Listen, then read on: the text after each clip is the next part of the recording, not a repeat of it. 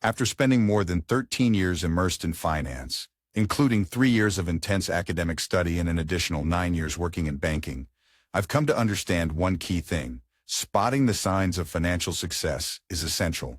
Today, I want to share 4 critical insights that tend to dictate whether you're truly on track financially. These markers are reliable, but understanding them fully is crucial for staying the course.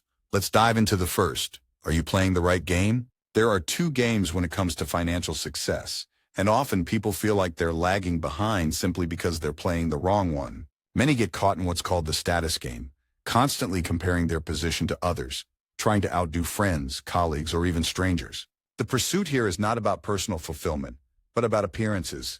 I love the way Naval Ravikant describes this. He says the problem with the status game is that to win, you have to push someone else down. That makes it a toxic loop. You're constantly fighting to come out on top, leaving you competitive, angry, and frankly, exhausted. The status game revolves around external markers: the size of your house, the brand of your car, the flashy vacations you post on social media.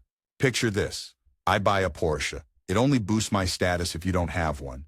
If everyone's driving a Porsche, my shiny new car does nothing for me.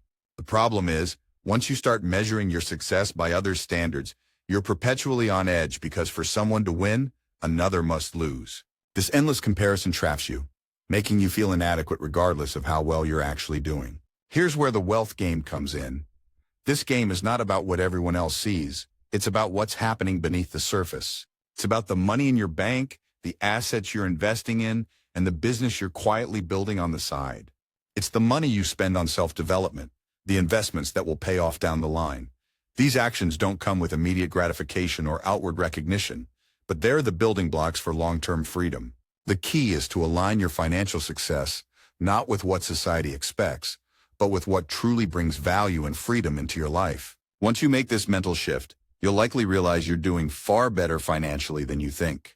The status game is merely a highlight reel, showing you the flashiest parts and hiding the rest. But true wealth? That's the entire movie. The behind-the-scenes work, the sacrifices, the steady climb. Which brings me to the second question. How much should you be earning? To gauge where you stand financially, you might look at averages. According to the ONS, the average salary in the UK is £27,756, while in the US, Forbes pegs the national average at $59,428. But here's the thing. These figures mean very little when it comes to personal satisfaction. Research shows that our financial happiness is less about how much we make and more about how we measure up to our peers. No matter the number on our paycheck, it's often easier to feel dissatisfied with it than to feel content. This ties into a psychological principle called loss aversion. The pain of losing something is twice as powerful as the joy of gaining it. If you found $100 on the ground, you'd be thrilled. But if you lost that same $100, the disappointment would sting far more than the initial excitement. Apply this to earnings and you'll see the same effect. Learning you earn more than your peers might bring a brief sense of satisfaction, but it fades quickly. On the other hand, discovering you make less, that will stick with you, gnawing away at your happiness. Even if you're outperforming 99% of those around you, the moment you notice one person who seems to be doing better, it throws you into doubt. Worse, as you climb the ranks and make more money, your peer group evolves too.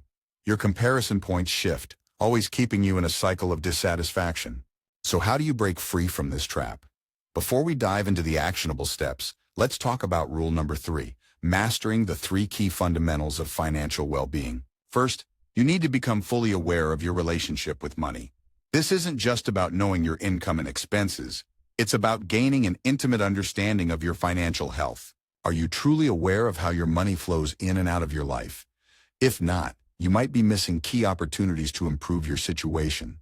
The goal here is simple: live below your means. Whether that means increasing your income, trimming your expenses, or both, the idea is to create a surplus. That surplus is what allows you to save or invest for your future. A great way to track this is through a financial tracker, which can paint a clear picture of where you stand. I've actually created one you can use for free. Just check the description box below. It digs deep into every area of your finances so you can get a full grasp of your relationship with money. The second fundamental is the emergency buffer. This is a game changer. Think about it. Having a specific sum of money set aside for emergencies instantly puts you ahead of many others. In fact, 40% of people in the UK don't even have 1 month's worth of living expenses saved. It's a staggering number. Meanwhile, in the US, only 39% of Americans could handle a $1,000 unexpected expense without going into debt. If you've managed to save up just 1 month of living expenses, you're already ahead of the curve. And once that buffer is in place, your stress levels decrease. Suddenly, unexpected life events don't feel as overwhelming.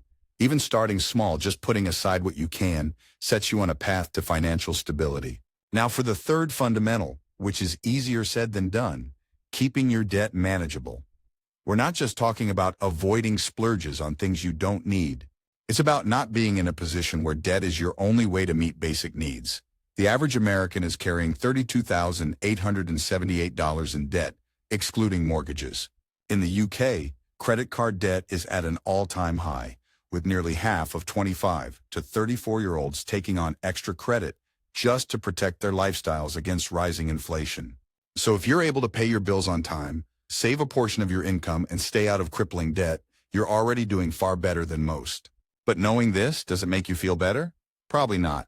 And that brings us to rule number 4. Use the lens of an individual, not society. There's a powerful quote that says, "If you change the way you look at things, the things you look at change." As I reflected on this topic, it became abundantly clear that much of our perceived financial success is shaped by societal expectations. Society loves to celebrate flashy lifestyles, wealth, and status. But if we shift our perspective and start viewing success through our own individual lens rather than through society's eyes, everything changes. Suddenly, the pressure to keep up with the Joneses disappears. You're no longer tied to societal rules, and you're free to define your own version of success. Naval Ravikant often speaks about how liberating it is to stop playing status games. He poses a thought-provoking question. Would you rather be the world's greatest lover, but have everyone think you're the worst, or be the worst lover, but have everyone believe you're the best? Essentially, would you prefer to be at the top of the social ladder, knowing deep down you're a fraud? Or would you rather be at the bottom, fully aware that you are, in fact, number one in your own eyes? And there it is. Those are the 4 fundamentals that determine whether or not you're on track financially. So where do you stand? Are you playing the right game, keeping your focus on wealth instead of status? Are you building your financial buffer, managing your debt, and viewing your success through your own lens rather than society's? If this resonates with you, feel free to share it with someone who might be feeling lost or behind financially. Often they just need a reminder that they're doing better than they think. Thank you for watching, and I hope to see you next week.